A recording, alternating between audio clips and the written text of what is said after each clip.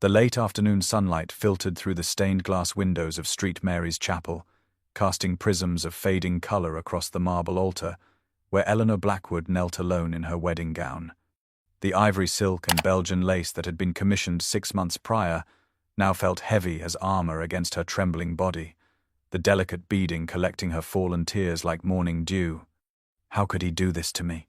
she whispered to the empty chapel, her voice barely audible above the muffled sounds of departing carriages and hushed gossip from beyond the great oak doors.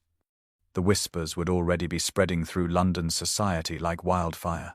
Viscount James Harrington, heir to the Westfield earldom, had not appeared to claim his bride. The pews that had been filled with 400 of London's elite now stood empty, the white rose garlands wilting in the warm May air, their sweet fragrance turning sickly as they drooped from neglect. Eleanor clutched the small gold band she had been meant to slide onto James' finger, the metal warming against her palm as if mocking the coldness spreading through her chest.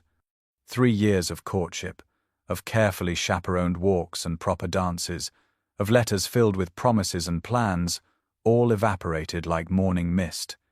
The carefully arranged quartet had packed away their instruments. The bishop had offered awkward condolences before retreating to the vestry. Her own parents had departed with faces etched in humiliation. Her father's final words, a barely concealed accusation. "You must have done something to drive him away." Now, in the growing shadows, Eleanor remained frozen in her abandoned glory, unable to face the world beyond the chapel doors where pity and scandal awaited. Her reputation lay in tatters alongside her heart. At 22 years, with no fortune to recommend her beyond a respectable name, she would be forever marked as the woman rejected at the altar, damaged goods in the calculating marketplace of marriage. No eligible bachelor would risk association with such public rejection. Her pale fingers traced the embroidery on her bodice, each stitch a reminder of dreams now unraveled. The bouquet of lilies and roses lay discarded beside her, the satin ribbons trailing across the stone floor like broken promises. Outside, the bells of London tolled the hour, each resonant chime marking the death of the future she had planned. 5 o'clock. The hour when she should have been departing the chapel as Viscountess Harrington, embarking on her new life. Instead, the only thing awaiting her was disgrace. Eleanor raised her eyes to the crucifix above the altar, searching for solace in the carved face, but found only shadows where the light had retreated. The chapel grew dimmer as clouds gathered outside, matching her darkening thoughts. She remained kneeling, pride and despair warring within her chest, unwilling to face what waited beyond those doors, yet unable to remain forever in this suspended moment of devastation. Then came the unmistakable sound of heavy footfalls on stone, followed by the decisive click of the chapel door being locked from within. Eleanor froze at the sound, her tears ceasing abruptly as she turned toward the chapel entrance. The heavy wooden doors had closed with finality, and in the growing shadows stood a tall figure silhouetted against the last remnants of daylight. Even before he stepped forward, she recognized him by reputation alone. Sebastian Blackthorne, the Duke of Ravencrest, known throughout London as the Black Duke. His reputation preceded him like a shadow, whispers of a man so cold and merciless that servants fled his presence and lords avoided his gaze. He moved with predatory grace down the center aisle, each footfall echoing against stone walls as he approached, his features gradually revealed by the flickering candlelight. Eleanor rose unsteadily to her feet, her grief transforming into something sharper, more alert. The Duke was unnervingly handsome in the most forbidding way, with features carved from marble, raven black hair swept back from a commanding brow, and eyes so deeply blue they appeared almost black in the chapel gloom. A thin scar traced from his right temple to jaw, lending him a dangerous aspect that perfectly matched his reputation. "What an interesting situation I find myself in, Miss Blackwood," he said, his voice surprisingly soft yet resonant in the sacred space, the abandoned bride and the man everyone fears, alone in God's house. Eleanor clutched the back of the nearest pew, acutely aware of her vulnerability, her wedding dress a cruel reminder of her position.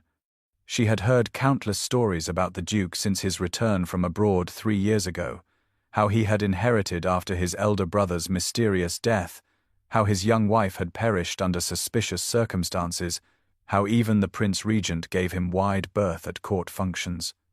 Yet despite the menace that clung to him like his perfectly tailored black coat, Eleanor felt an unexpected absence of fear, as though sanctuary extended beyond the chapel walls to this dangerous man. The Duke circled the altar slowly, his gaze never leaving her face, studying her with an intensity that made her heart race for reasons she could not name. His gloved hand traced the altar rail, leather whispering against polished wood as he completed his circuit, coming to stand merely an arm's length from her. Eleanor lifted her chin, refusing to cower despite her tear-stained cheeks and disheveled appearance. Something flickered in the Duke's expression then, not quite approval but perhaps recognition, as though he had posed a question and received an unexpected answer. Rain began to patter against the stained glass windows, sealing them further in their strange isolation, creating a world apart from London society and its cruel judgments. The chapel grew intimate in its darkness, the space between them charged with unspoken possibilities.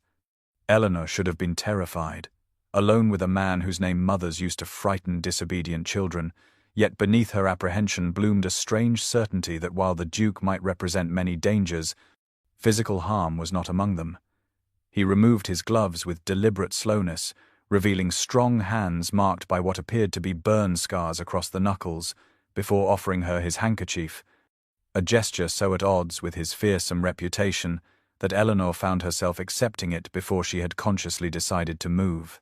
The candles guttered in their sconces as evening deepened around them, the last purple light of dusk fading from the windows to leave the chapel in a golden haze of flickering shadows. Eleanor dabbed at her tears with the offered handkerchief, the fine linen carrying the faint scent of sandalwood and something distinctly masculine. Sebastian Blackthorne moved closer, his tall frame casting long shadows across the altar steps where she stood. "I know why Harrington failed to appear today," he said, his voice low and controlled like a carefully wielded weapon. "Your father faces bankruptcy. The papers will be filed tomorrow, and the Viscount, learning of this, chose to protect his family's interests rather than honor his commitment to you." Eleanor felt heat rise to her cheeks, shame blooming like poison before transforming into righteous anger. "How dare you?" she whispered, her hands clenching in the folds of her wedding gown. "Is my humiliation now common knowledge for all of London to dissect?" "Not common knowledge," Sebastian replied, his eyes never leaving her face. "I make it my business to know things others do not. Your father's shipping company lost 3 vessels in the Atlantic storm last month. No insurance, no recourse, complete ruin." He began to circle her slowly, like a predator assessing his prey, yet without malice. Rather, his gaze held something more calculating, more considered. Eleanor stood her ground, despite the flutter of her pulse, refusing to be cowed by his intimidating presence. The Duke came to a stop before her, close enough that she could see the subtle variations of midnight blue in his eyes, the candlelight reflecting tiny flames within their depths. "I have a proposition, Miss Blackwood," he said, each word precisely chosen and delivered. "Marry me instead, today, and your family's debts will be paid by nightfall." Eleanor felt as though the floor had tilted beneath her feet, his words so unexpected that for a moment she wondered if grief had unhinged her mind. She searched his face for signs of mockery or cruelty, but found only intense seriousness. "Why would the Duke of Ravencrest want to marry me?" she asked, her voice stronger than she felt. "What possible advantage could such a union bring you?"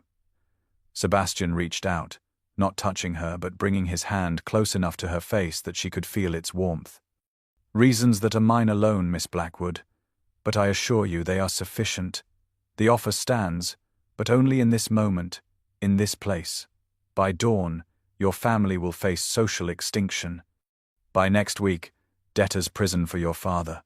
His voice softened a fraction, revealing something almost human beneath the ducal facade. "I offer sanctuary, Miss Blackwood, respectability, protection." The shadows lengthened between them, the space charged with implications both terrifying and oddly compelling. Eleanor realized with sudden clarity that she stood at a crossroads between complete ruin and an arrangement with the most feared man in England. The irony was not lost on her that the very chapel that had witnessed her abandonment might now witness her salvation, albeit in the most unexpected form imaginable. Eleanor retreated to a small side chapel, a sanctuary within a sanctuary, where flickering votive candles cast trembling light upon ancient stone. Here, beneath the watchful gaze of a marble Madonna, she paced the confined space, her wedding gown whispering accusations with every step. The Duke waited in the main chapel, his patience somehow more unnerving than any pressure might have been.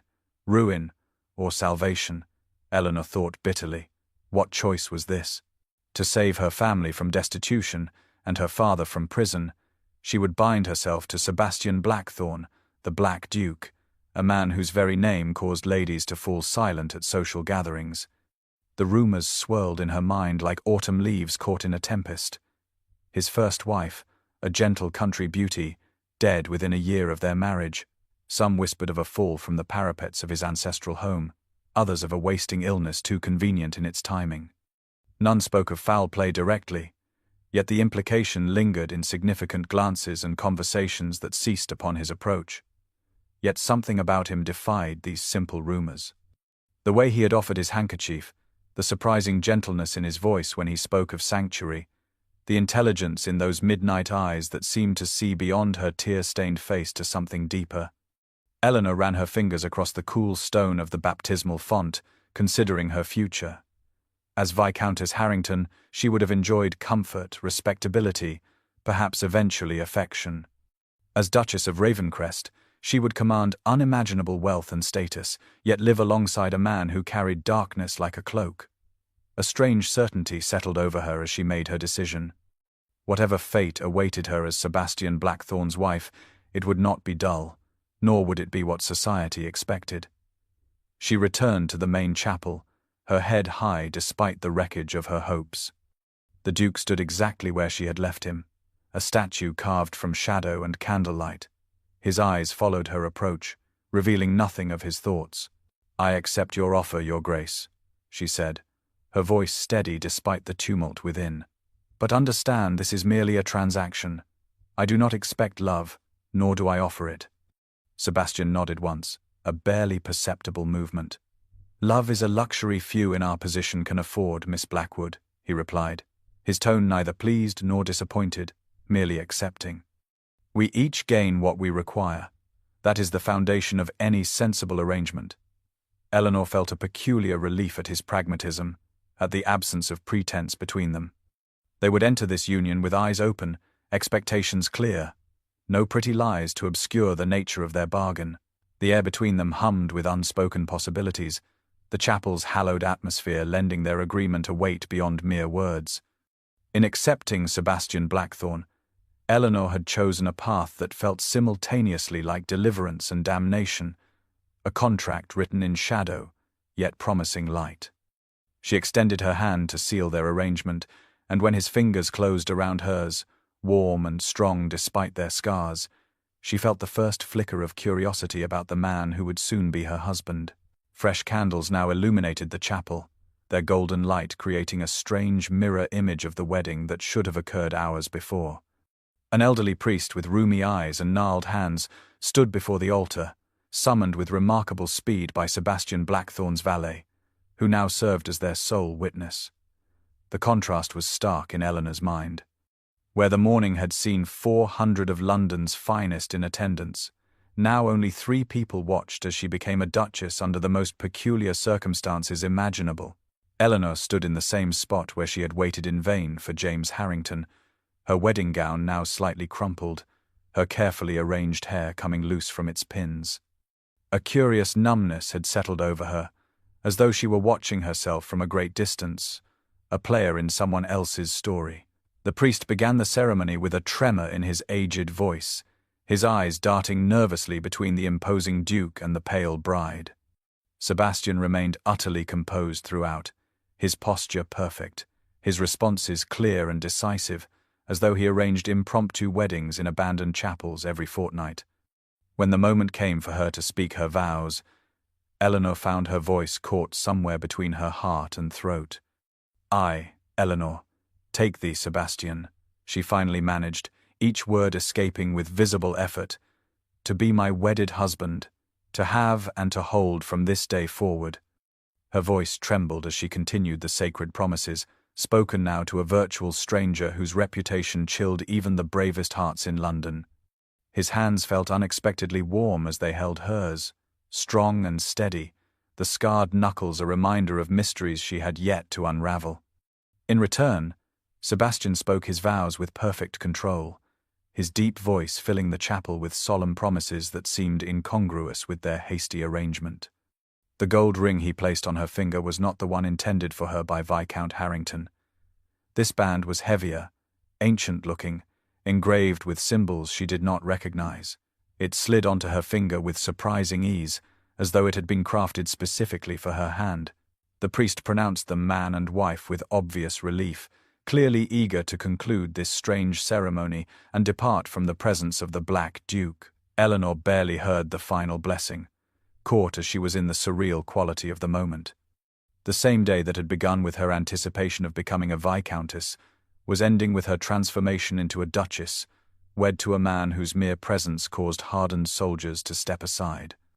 As Sebastian led her down the aisle, his hand resting lightly at the small of her back, Eleanor felt the weight of her new reality settling upon her shoulders. Duchess of Ravencrest, mistress of estates she had never seen, wife to the most feared man in England. The title that should have been a crowning glory felt instead like a gilded cage, albeit one she had entered willingly to save her family from ruin. Yet beneath her apprehension flickered something unexpected. Curiosity about the man who had claimed her so decisively, and the life that now awaited them both. Blackthorn Manor materialized from the darkness like a spectre, its Gothic spires and turrets clawing at the night sky as their carriage approached through wrought iron gates. Moonlight bathed the ancient stone in silver, highlighting gargoyles that peered down from rainspouts and balustrades, their grotesque faces frozen in eternal vigilance. Eleanor gazed through the carriage window, her heart pounding against her ribs as the true magnitude of her decision crystallized before her. The ancestral seat of the Dukes of Ravencrest sprawled across the hillside, windows glowing with warm light that seemed at odds with the forbidding exterior. Sebastian sat opposite her, his face half in shadow, studying her reaction with those unfathomable eyes. The carriage came to a halt before wide stone steps, and footmen appeared as if conjured from the darkness, opening doors and lowering steps with practiced precision. Sebastian descended first, then extended his hand to assist Eleanor, her wedding gown shimmering in the moonlight as she stepped onto the grounds of her new home. Within the grand entrance hall, servants lined the marble floor in 2 perfect rows, their expressions a curious mixture of surprise and apprehension as they beheld their new mistress. A wedding had clearly not been anticipated, yet the household had mobilized with remarkable efficiency. Eleanor felt their curious gazes, the silent questions hanging in the air as Sebastian presented her. "Welcome to your new home, Duchess," he said formally, his voice carrying in the vaulted space. "I have had rooms prepared for you. You will find everything you need." The housekeeper, a formidable woman with steel-grey hair and keen eyes, stepped forward and curtsied deeply. The butler, tall and austere with a face that seemed carved from the same stone as the manor itself, bowed with perfect decorum, despite the obvious shock in his gaze. Eleanor acknowledged them with as much grace as she could muster, aware of her disheveled appearance and the extraordinary circumstances of her arrival. As the staff dispersed to their duties, she caught sight of Sebastian watching her, his expression softening momentarily when he thought no one observed. The vulnerability in that unguarded instant vanished so quickly she might have imagined it, yet it remained imprinted in her mind, like a promise of depths yet unexplored. The great hall stretched before them, dominated by a sweeping staircase that curved upward into shadow. Ancient tapestries adorned walls of dark panelled wood, depicting scenes of battle and hunt from centuries past. Yet amid the foreboding grandeur, unexpected touches of beauty emerged. Fresh flowers filled crystal vases, their delicate fragrance softening the air. A fire blazed in the massive hearth, casting dancing light across marble floors. The silence felt heavy with unspoken history, as though the very walls had absorbed the secrets of generations of blackthorns. Eleanor followed Sebastian up the staircase, her wedding gown rustling against ancient stone, each step carrying her further from the life she had planned into an uncertain future with the man London feared above all others. Eleanor's chambers occupied the entire east wing of the third floor, a suite of rooms so vast and elegant they might have housed a minor royal. Her lady maid, a quiet young woman named Sarah who had been hastily assigned to attend the unexpected Duchess, guided her through the spaces with reverent whispers. A sitting room of pale blue silk walls and delicate French furniture opened to a bedchamber dominated by a massive canopied bed draped in cream and gold. A dressing room beyond held armoires already filled with gowns that somehow appeared to be her size, a mystery Eleanor was too exhausted to contemplate. The moonlight streamed through tall windows, casting long fingers of silver across Turkish carpets and polished wood floors, illuminating luxury that felt curiously impersonal, as though the rooms had been designed to impress rather than comfort. After Sarah helped her change from her wedding gown into a nightdress of finest lawn, Eleanor found herself unable to sleep despite her exhaustion. She wandered her new domain, trailing fingertips along surfaces that now belonged to her, yet felt utterly foreign. A small writing desk positioned near the window caught her attention, its drawers empty save for quality paper and writing implements. Upon the desk sat a small silver frame, turned away from casual view as though deliberately hidden yet not removed. Eleanor lifted it curiously, tilting it toward the moonlight to better see the miniature portrait it contained. The shock of recognition froze her in place. The painting depicted Sebastian, unmistakably, yet so transformed that she might have believed it a different man entirely. This younger Sebastian smiled broadly, his eyes alight with joy and mischief, no scar marking his perfect features, no shadows darkening his gaze. He appeared perhaps 20 years of age in the portrait, his hair longer and less severely styled, his entire countenance radiating a carefree happiness that seemed impossible to reconcile with the man who had married her hours earlier. Eleanor stood transfixed, studying every detail of this stranger who was now her husband, wondering what cataclysmic event had transformed this laughing young man into the feared Black Duke. When Sarah returned with warm milk to help her sleep, Eleanor gestured to the portrait with undisguised curiosity. "What happened to him?" she asked softly, "to change him so completely?" The maid glanced nervously toward the door, as though fearing unseen listeners before placing the silver tray carefully upon a side table. "His Grace was different before," she finally whispered, her voice barely audible even in the quiet room, "before the fire. Your Grace." The word hung between them like smoke, heavy with implication. Sarah would say no more despite gentle questioning, excusing herself with a deep curtsy that spoke of both respect and fear. Left alone, Eleanor returned the portrait to its place, her mind racing with questions. She moved to the windows, gazing out across the moonlit grounds of Blackthorn Manor. Somewhere beyond the locked corridors that separated her chambers from his, Sebastian Blackthorn kept his secrets close. What had burned away his smile and joy, leaving behind the controlled, formidable man who now ruled this domain? The mystery of her new husband beckoned like a labyrinth, dangerous perhaps, but irresistibly compelling.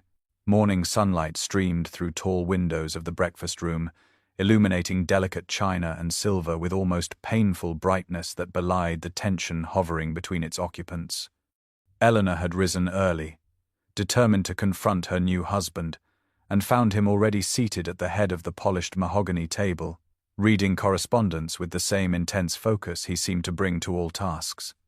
Sebastian looked up as she entered, his customary mask of cool indifference sliding into place, though not before she glimpsed something like wariness in his eyes. "I require answers, Your Grace," she said without preamble, taking the seat to his right and meeting his gaze directly.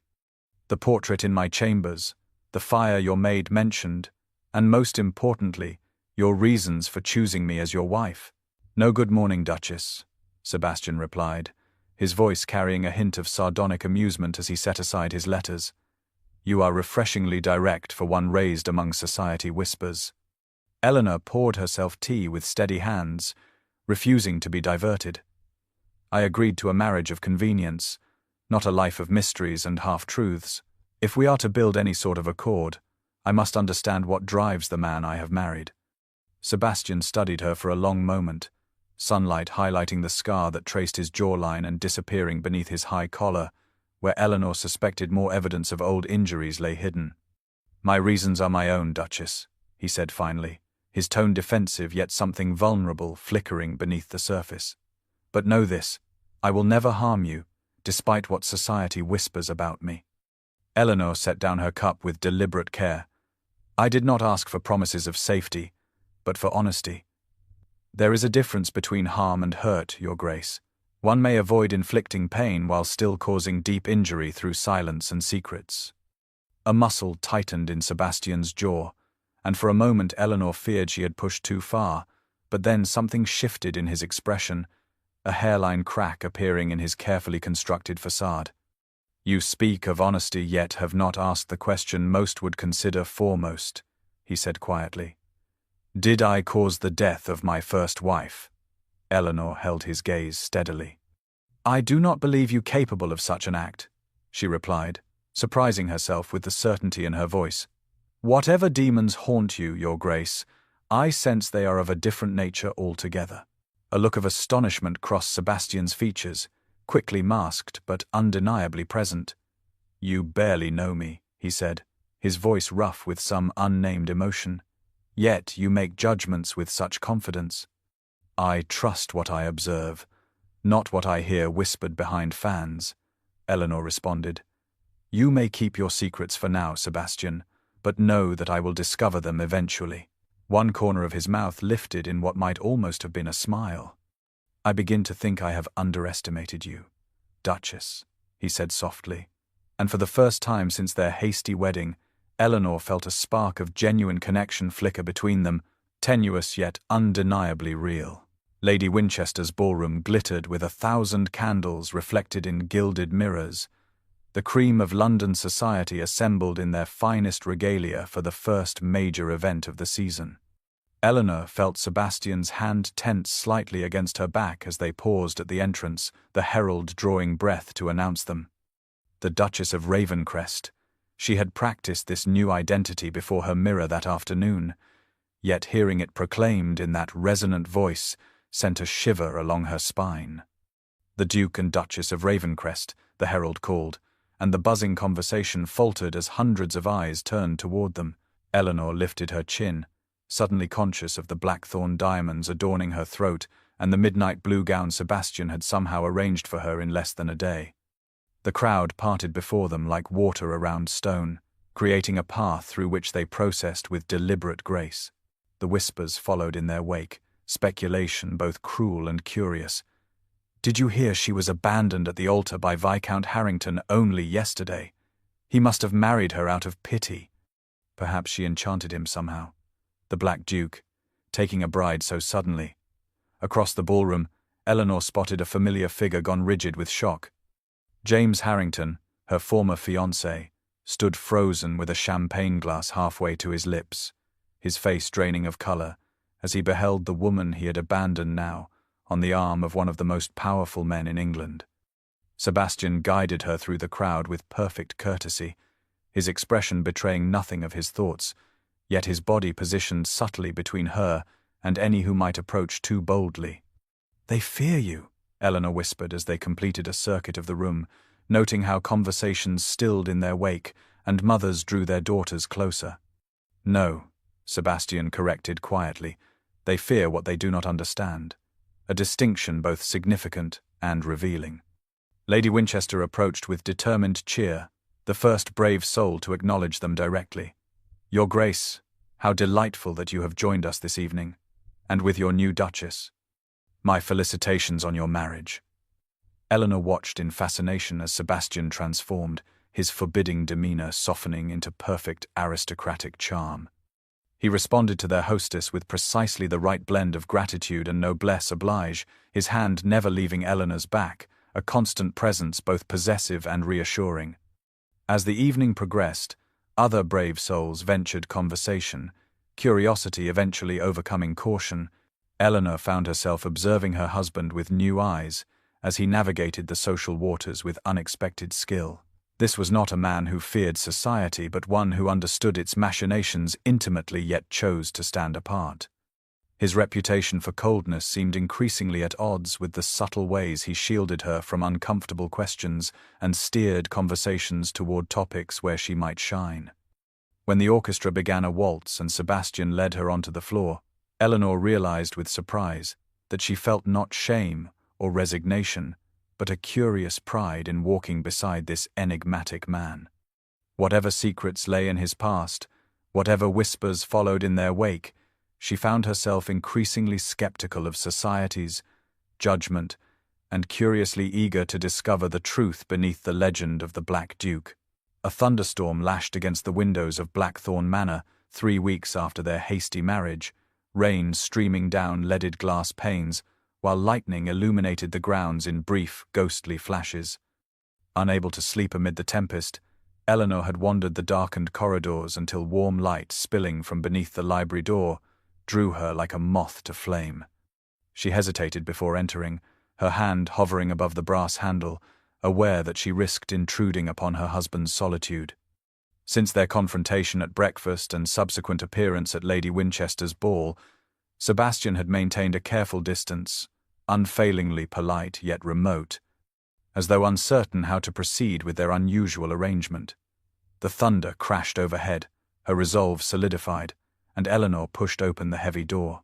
The vast library stretched before her, walls of ancient leather-bound volumes rising 2 stories to a painted ceiling, a fire roaring in the massive stone hearth casting dancing shadows across the room. Sebastian sat at a desk near the fire, his back to the door, so absorbed in his work that he remained unaware of her presence. Ledgers and documents lay spread before him, his elegant hand moving steadily across the pages. Eleanor approached quietly, curiosity overcoming propriety, and caught sight of columns of figures, substantial sums beside names of hospitals, orphanages, and charitable foundations throughout London. Sebastian sensed her presence too late, turning sharply as she reached the desk, his hand moving instinctively to cover the ledgers before resignation crossed his features. "I did not hear you enter, Duchess," he said, making no further attempt to hide the evidence of his charitable works. Eleanor studied him in the firelight, noting how the flames caught the edges of his scar, how his eyes reflected both wariness and something almost like shame at being discovered in this act of kindness, so at odds with his fearsome reputation. "You support these institutions," she said softly, her finger tracing a column showing thousands of pounds distributed to a foundling hospital in the poorest district of London. Sebastian remained silent for a long moment, thunder rumbling overhead like distant artillery. "My scars taught me that appearance and reality seldom align, Duchess," he finally replied, his voice low and rough with emotion. "Those children bear scars no one can see." The simple statement resonated through Eleanor with unexpected force, a window suddenly thrown open onto the soul of the man she'd married. She sank into the chair opposite him, keenly aware that they stood at a threshold neither had anticipated crossing so soon. "Tell me," she whispered, her eyes never leaving his face. "Tell me about the fire." Lightning flashed, illuminating his expression, no longer guarded, but raw with memories that clearly haunted him still. Sebastian closed the ledger with deliberate care, as though gathering courage, then raised his eyes to meet hers fully for perhaps the first time since their wedding day. The story began to unspool between them, punctuated by thunder that seemed to emphasize each painful revelation, the warm sanctuary of the library, creating an intimate space where truth finally emerged from shadow. The Hathaway garden party glowed with the golden light of late afternoon, roses in full bloom perfuming the air, as ladies in summer finery strolled manicured paths beneath parasols, while gentlemen engaged in polite discourse over chilled champagne. Eleanor moved among the guests with growing confidence in her role as Duchess of Ravencrest, her pale green gown drawing admiring glances despite the whispers that still followed in her wake. Sebastian had been drawn into conversation with their host, leaving Eleanor momentarily alone when James Harrington approached, his handsome face flushed with either champagne or anger, perhaps both. "Eleanor," he said, using her given name with inappropriate familiarity, "I must speak with you." She maintained her composure, despite the flutter of anxiety in her chest, acutely aware of curious eyes turning in their direction. "Lord Harrington," she acknowledged coolly, conscious of how different she felt from the devastated bride who had knelt weeping in the chapel mere weeks earlier. James stepped closer, lowering his voice, though not enough to prevent nearby guests from straining to overhear. "He married you to spite me, Eleanor. Surely you must realize that. The Black Duke has orchestrated this entire arrangement to humiliate me publicly. Do you truly believe yourself anything but a pawn in his game?" The accusation struck with precision, targeting doubts that had lingered in the darkest corners of her mind, despite the revelations of the library and the gradual thawing between herself and Sebastian. Yet instead of uncertainty, Eleanor felt a surge of indignation rising in her breast, her voice steady and clear as she responded. "You know nothing of the Duke, James. There is more goodness in his silence than in all your pretty words. The man you so casually malign supports orphanages across London while you abandoned me without so much as a note of explanation." James recoiled as though struck, his eyes widening at her unexpected defense. "You cannot possibly prefer him," he hissed, his handsome features contorting. "The man is scarred both inside and out, a monster playing at being human." Only then did Eleanor notice Sebastian, standing motionless several paces behind James, his face impassive, though something flickered in his eyes as they met hers across the sunlit garden. How many seconds he had been there, how much he had heard, she could not know, but the intensity of his gaze suggested he had witnessed enough. "What I prefer, James, is honesty," Eleanor replied, stepping around her former fiancé with newfound dignity. "Sebastian has never pretended to be what he is not, while you, I fear, have never been honest even with yourself." She moved toward Sebastian, aware of the tableau they created against the backdrop of roses and manicured hedges, the beautiful setting contrasting sharply with the ugly scene unfolding within it. Without hesitation, Eleanor took her husband's arm, feeling the tension in his muscles beneath the impeccable tailoring of his coat, sensing rather than seeing the subtle shift in his expression that only she had learned to recognize. "Shall we walk by the lake, Your Grace?" she suggested, guiding them away from James and the avid listeners surrounding them. Sebastian covered her hand with his own as they strolled away, and though he spoke not a word, the gentle pressure of his fingers conveyed volumes about the impact of what had just transpired between them. Summer lightning split the midnight sky above Blackthorn Manor, illuminating the grounds in harsh white flashes as rain lashed against stone walls and leaded windows. Eleanor had retired early, exhausted from the confrontation at the garden party, when frantic pounding at her chamber door jolted her from half-slumber. "Fire in the west wing," her maid gasped, face pale with terror. The old tapestries caught when lightning struck the roof. Eleanor hurried through smoke-filled corridors, the acrid scent burning her lungs as she joined the chaotic scene of servants forming water brigades from the nearby well. Through the billowing smoke, she glimpsed Sebastian directing efforts with calm authority, his voice cutting through panic as he organized the household. Then came the cry that froze blood in veins. Young Thomas, a footman barely 16 years of age, remained trapped in the servants' quarters above. Before anyone could intervene, Sebastian shed his coat and plunged into the blazing wing, disappearing into rolling clouds of black smoke and hungry orange flames. Minutes stretched like hours as Eleanor stood transfixed, heart thundering against her ribs, a silent prayer forming on her lips for both the boy and the husband she realized with sudden clarity she could not bear to lose. When Sebastian emerged carrying the unconscious footman, his shirt had burned away, revealing a landscape of twisted scars covering his back and shoulders, testament to ancient suffering.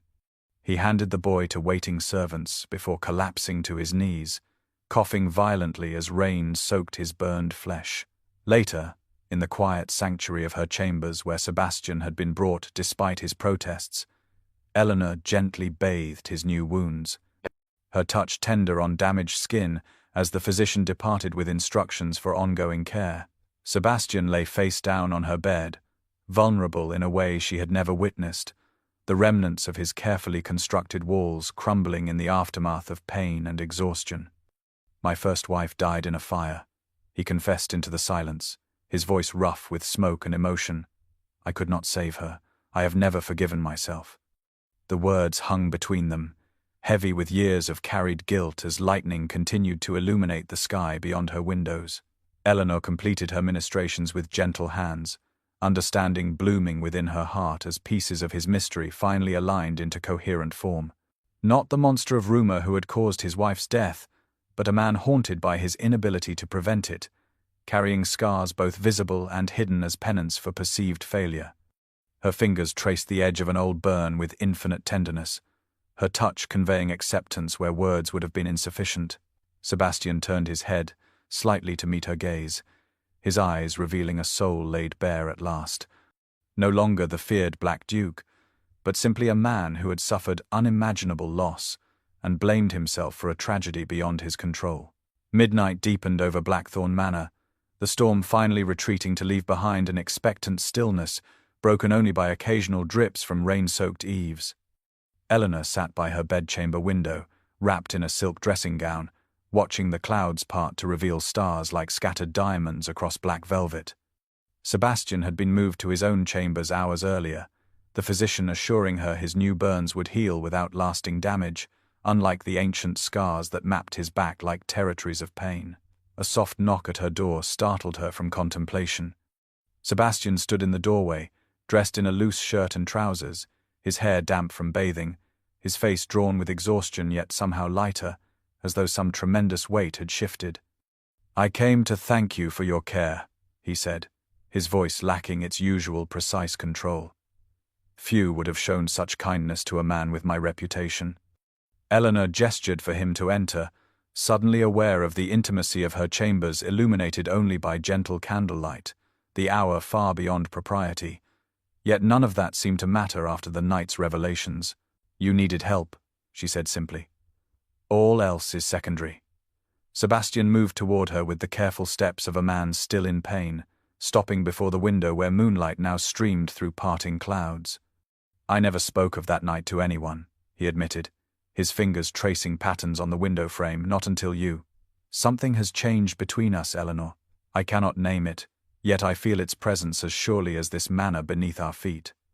Eleanor rose to stand beside him, close enough to feel the warmth radiating from his body, to see the play of candlelight across the features that no longer seemed forbidding, but merely guarded by old sorrows. "I feel it too," she whispered, the truth of her words surprising her with their intensity. Neither could later say who moved first, only that the distance between them vanished as naturally as mist before morning Sunday. Sebastian's lips found hers with gentle hesitation that bloomed into certainty, his hands cradling her face as though she were something precious beyond measure. The kiss deepened, walls crumbling between them like ancient fortifications no longer needed, no longer wanted. "I never expected to feel anything again," he confessed when they finally drew apart, his forehead resting against hers, breath mingling in the quiet space between them. "You have awakened something I thought died long ago." Eleanor traced the scar along his jaw with trembling fingers, seeing not the fearsome Black Duke but simply Sebastian, a man of deep feeling and profound honor beneath his carefully constructed armor. Their marriage of convenience, formed in haste and desperation, transformed in that moment to something neither had anticipated, a connection built not on necessity but on understanding, on seeing the truth of each other beyond society's expectations or judgments. As Sebastian drew her close again, his kiss deeper and more certain, Eleanor realized that sometimes the heart finds its true home in the most unexpected of places, even within the arms of the man all London feared. The morning light streamed through the stained glass of St. Mary's Chapel, casting rainbows across marble floors where once Eleanor had knelt in abandoned despair. 6 months had passed since that fateful day, transforming her from jilted bride to cherished wife, a journey neither she nor Sebastian could have foreseen. Now they returned as guests for the wedding of Viscount James Harrington to Miss Amelia Rothschild, an American heiress whose fortune had apparently succeeded where Eleanor's modest charms had failed. Sebastian squeezed her hand gently as they took their seats, his presence steady and reassuring beside her. The irony of their return was not lost on either of them, nor on the assembled guests who cast curious glances at the Duke and Duchess of Ravencrest. Their story now, the favorite tale of redemption among romantic souls in London society. The ceremony proceeded with appropriate solemnity until the bishop asked if any present knew just cause why the couple should not be Wednesday. James Harrington, it seems, was not destined to enjoy an uninterrupted wedding day. It was Lord Pemington who rose, a distant cousin to James and long-time enemy of Sebastian. "I know cause," he announced to the gasping congregation. "The Duke of Ravencrest should not be permitted in this holy place. I have proof that he deliberately set the fire that killed his first wife, and attempted the same with the west wing of his own home not 3 months past." Sebastian went rigid beside Eleanor, his face a mask of controlled fury as whispers erupted through the chapel. James turned from his bride, his expression a curious mixture of shock and vindication as Pemington produced papers he claimed were sworn statements from former servants. It was Eleanor who rose, her voice clear and unwavering in the suddenly hushed space. She withdrew from her reticule documents of her own, medical records and statements from the physician who had treated Sebastian after rescuing his first wife from their burning home, attestations to the terrible burns he had suffered in his failed attempt to save her. "I have here proof of his innocence," she declared. "Years of charitable giving to hospitals for burn victims, letters from the boy he saved from our own fire, testimonials from those who know the truth rather than vicious gossip. The man I feared in that chapel months ago is not the man I have come to love. You abandoned me, James, but in doing so you led me to my true happiness." Sebastian stood beside her, his expression transformed with wonder at her fierce defense, his hand finding hers as though anchoring himself against a tide of emotion previously unknown. Pemington's accusations dissolved beneath the weight of Eleanor's evidence, and the undeniable devotion evident between the Duke and his Duchess. The congregation witnessed not the feared Black Duke of legend, but a man vindicated by love, his scars badges of heroism rather than marks of villainy. As they departed the chapel where their journey had begun, Eleanor felt the circle close around them, a chapter ending as another began. The light that now filled the sacred space seemed a reflection of the truth that had finally dispelled shadows of doubt and rumor, leaving only the certainty of their unexpected but profound connection. Spring sunlight poured through the stained glass windows of the small chapel nestled within the grounds of Blackthorn Manor, bathing the intimate space in kaleidoscope colors that danced across white roses and lilies adorning every surface. 1 year from the day Sebastian had found Eleanor weeping alone in St. Mary's, they stood together before the same elderly priest who had hastily married them, though this time no desperation or calculation guided their hearts. Eleanor wore not a borrowed wedding gown but a creation of pale gold silk that caught the light as Sebastian gazed down at her with undisguised adoration, the scar on his face now a badge of honor rather than shame. The staff of Blackthorn Manor filled the pews, no longer fearful of their master but protective and proud of the couple who had transformed not only each other but the very spirit of the ancient house. Where shadows and whispers had once ruled, laughter and light now prevailed, the west wing rebuilt stronger than before, just as the bonds between them had been forged in fire rather than destroyed by it. Sebastian took Eleanor's hands in his own, his voice steady and clear as he spoke, vows no longer recited from duty but flowing from the deepest chambers of his heart. "When I locked those chapel doors, I sought only to offer you escape from scandal," he said softly, the words meant for her alone though they carried in the perfect acoustics of the sacred space. "I never imagined you would free me from a prison of my own making." Eleanor responded with her own promises, her amber eyes shining with tears of joy rather than the sorrow that had marked their first meeting. Where once she had pledged herself to a stranger out of necessity, now she bound herself to a man she knew in every meaningful way, whose strengths and vulnerabilities were as familiar to her as her own. The priest blessed their union as spring breeze carried the scent of awakening gardens through open windows, the manor itself seeming to exhale a sigh of contentment as ancient ghosts were finally laid to rest. As they walked back down the aisle, arm in arm, servants tossed rose petals in their path, the solemn housekeeper smiling through tears, the austere butler bowing with genuine respect. Outside, the grounds of Blackthorn Manor stretched before them, no longer forbidding but vibrant with new growth, gardens replanted, paths cleared, the gargoyles that had once seemed menacing now appearing more like guardians keeping watch over the happiness within. Sebastian drew Eleanor close as they paused on the chapel steps, his hand resting with gentle possessiveness over her stomach where their child grew. The future Duke or Duchess of Ravencrest who would know only love and light, rather than fear and shadow. The manor that had once been whispered about in terror would become a sanctuary for generations to come, its legacy rewritten by the abandoned bride who found strength in despair, and the feared Duke who discovered redemption in her arms.